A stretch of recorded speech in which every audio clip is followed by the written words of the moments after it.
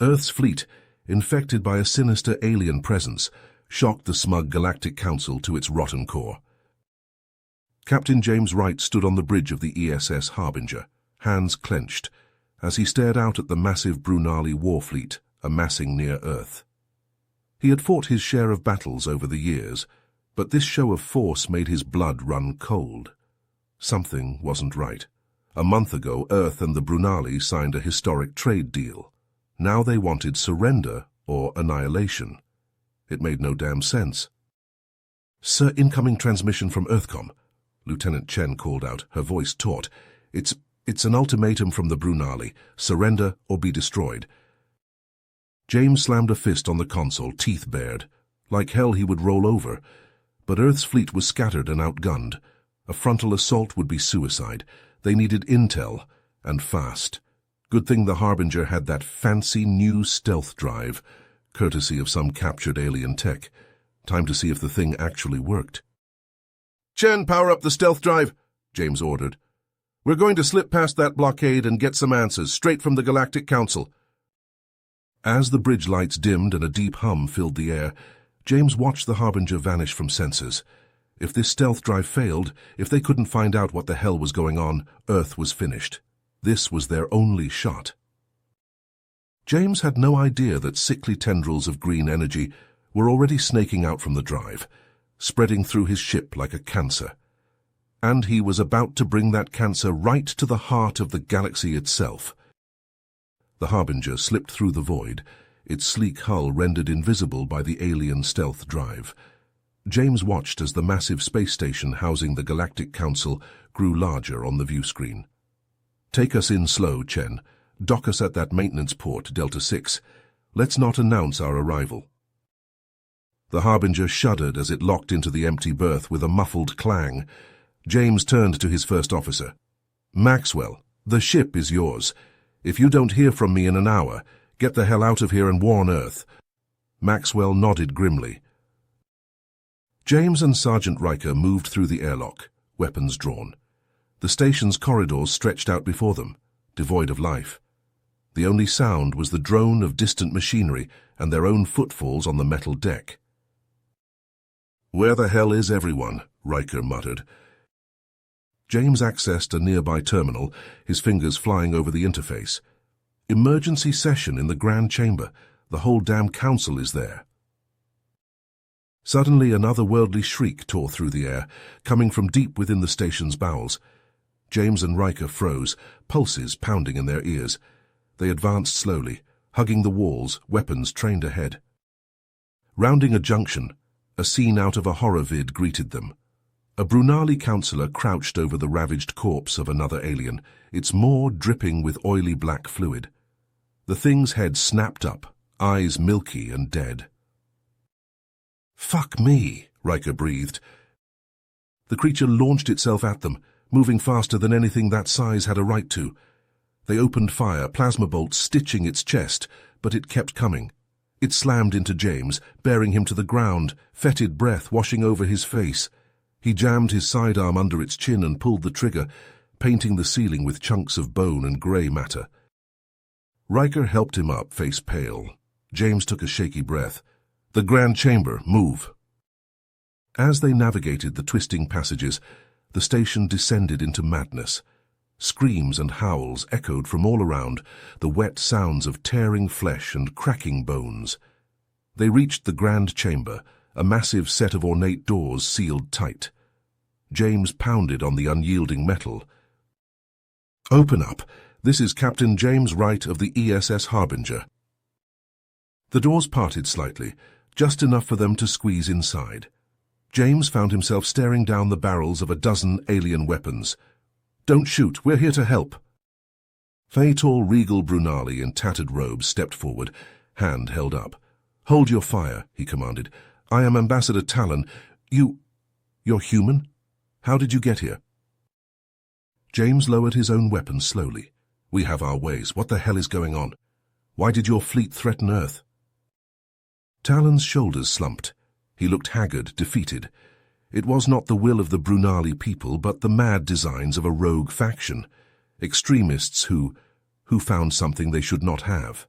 an ancient alien ship drifting in the void, and on it, a bioweapon, a mutagenic plague that twists flesh and mind.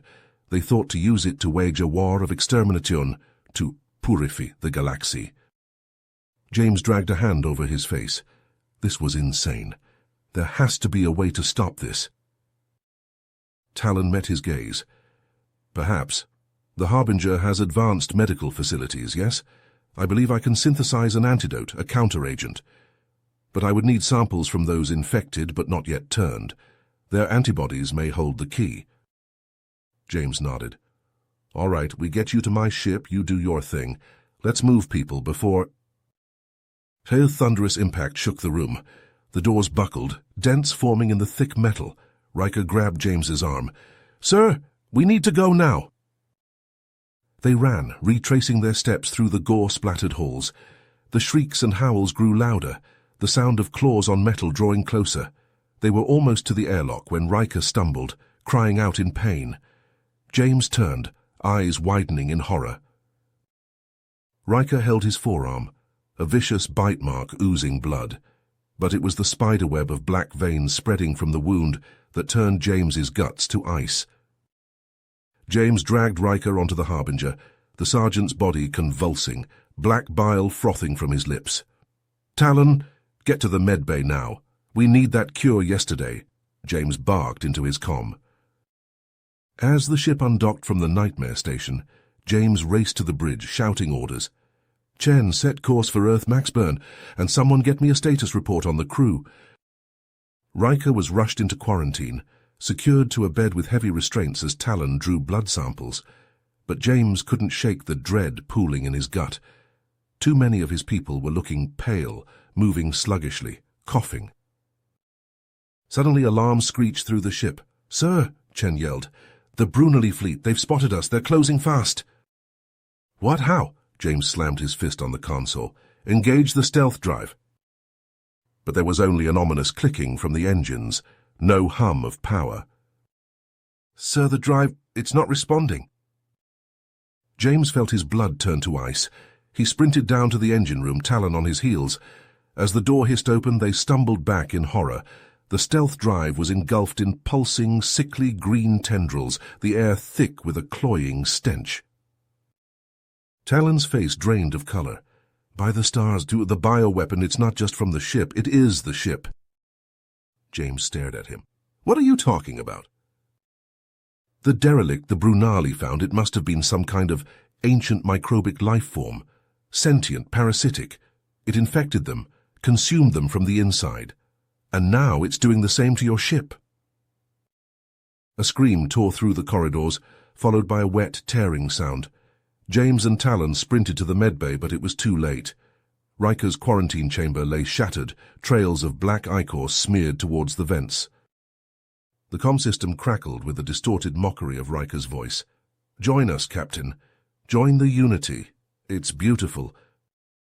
Reports flooded in of crewmen attacking each other, chaos erupting on every deck.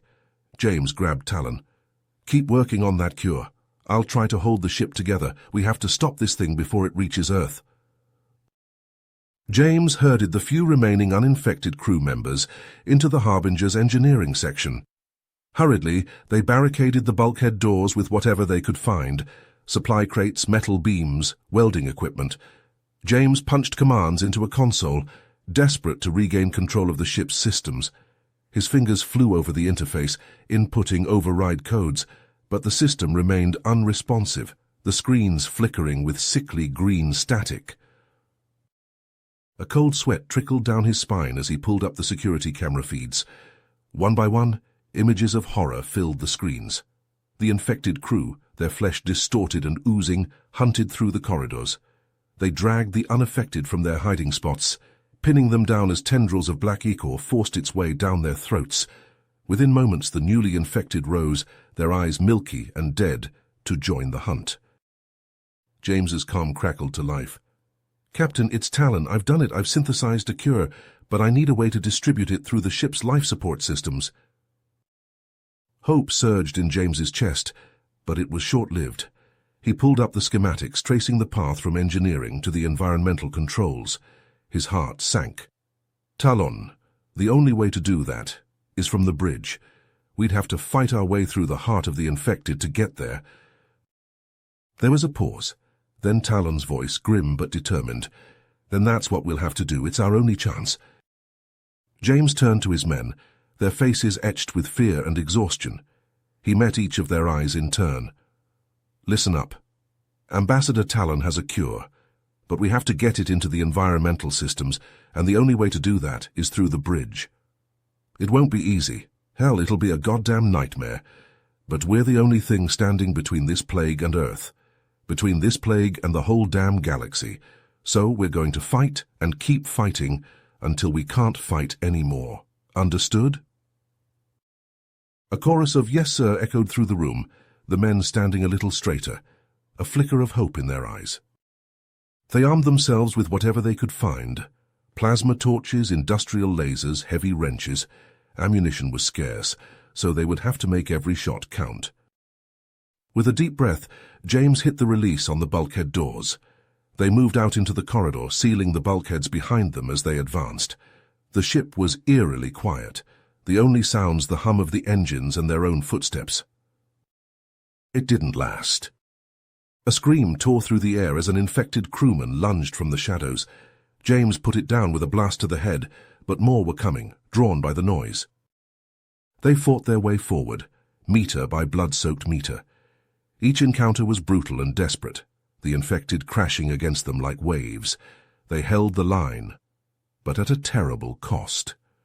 Men fell screaming, dragged into the darkness.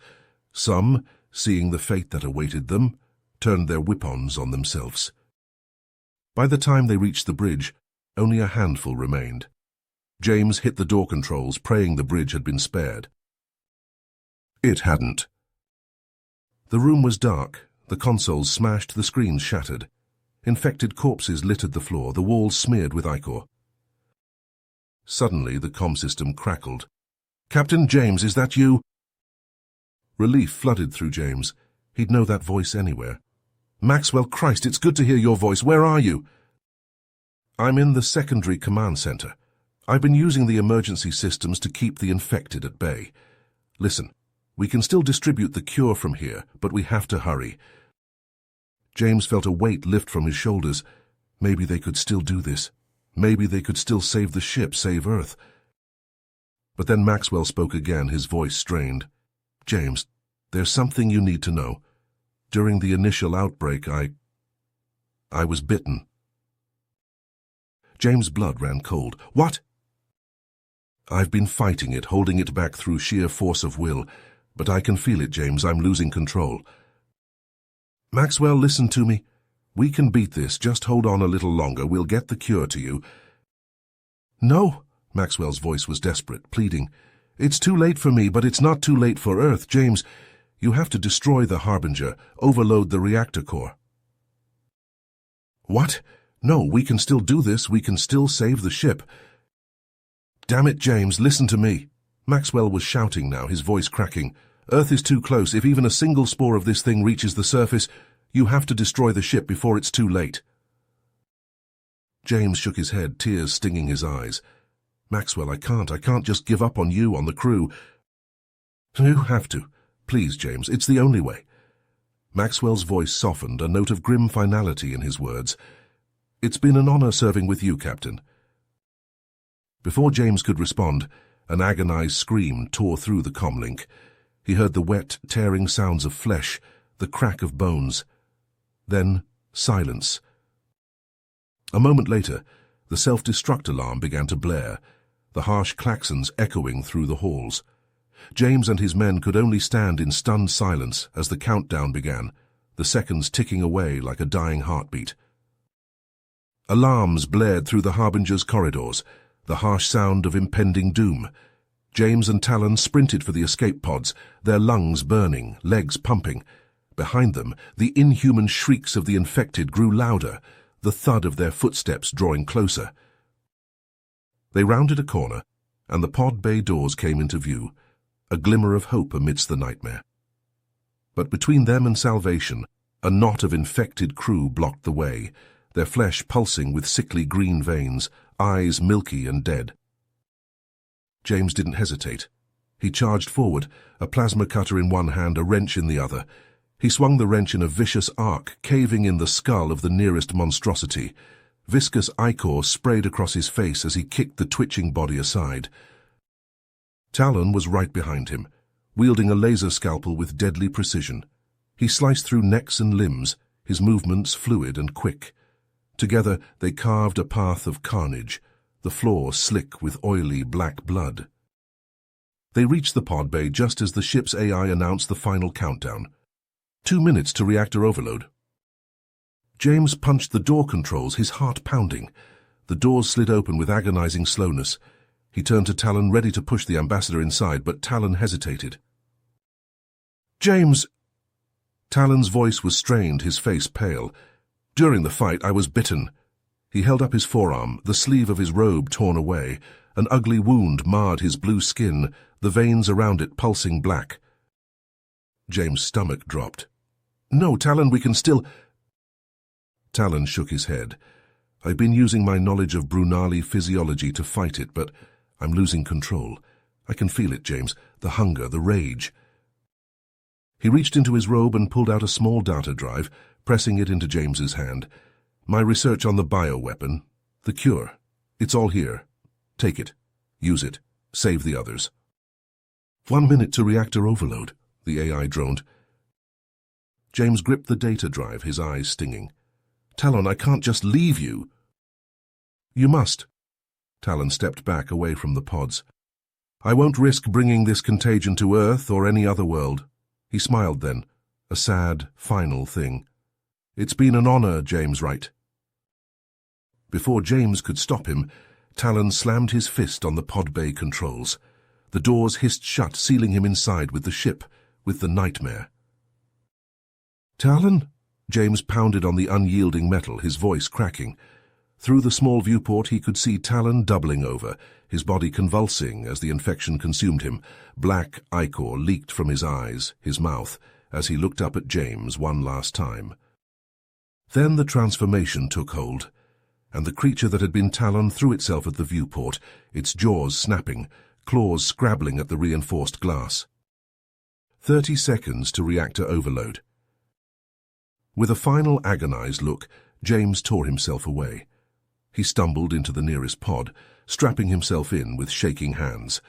The hatch sealed with a hiss, and then the pod was away, shooting out into the void. Behind him the Harbinger hung in space, a once proud vessel now reduced to a tomb, a coffin. As James watched, the countdown reached 0, and the ship was consumed in a blinding flash of light. A miniature sun bloomed in the darkness, a funeral pyre for the fallen, for the sacrifices made. The shockwave hit James's pod, sending it tumbling end over end. He gripped the restraints, his teeth rattling as the tiny craft stabilized. Through the viewport, he could see the expanding debris field where the Harbinger had once been, the glittering shards of metal mingling with the drifting frozen bodies of the infected. It was over. The nightmare was destroyed, the threat eliminated, but as James's pod began its long, slow journey towards Earth, he couldn't shake the feeling that this was only the beginning. In his hand, the data drive seemed to pulse with hidden knowledge, with terrible secrets, the key to fighting this ancient horror, but also a reminder of the price paid, the lives lost. James closed his eyes, seeing the faces of the fallen, Maxwell, Riker, Talon, and so many others. Their sacrifices would not be in vain. He would make sure of that. As the pod entered Earth's atmosphere, James steeled himself for the battles to come. Somewhere out there, among the cold stars, more of these nightmarish derelicts could be waiting, their horrors slumbering, ready to awaken and spread once more. You have reached the end of the story. If you enjoyed this story and want to support us, please leave a like and subscribe to our channel, and for every comment that says 88, I will heart every single one of them. Thank you for your time.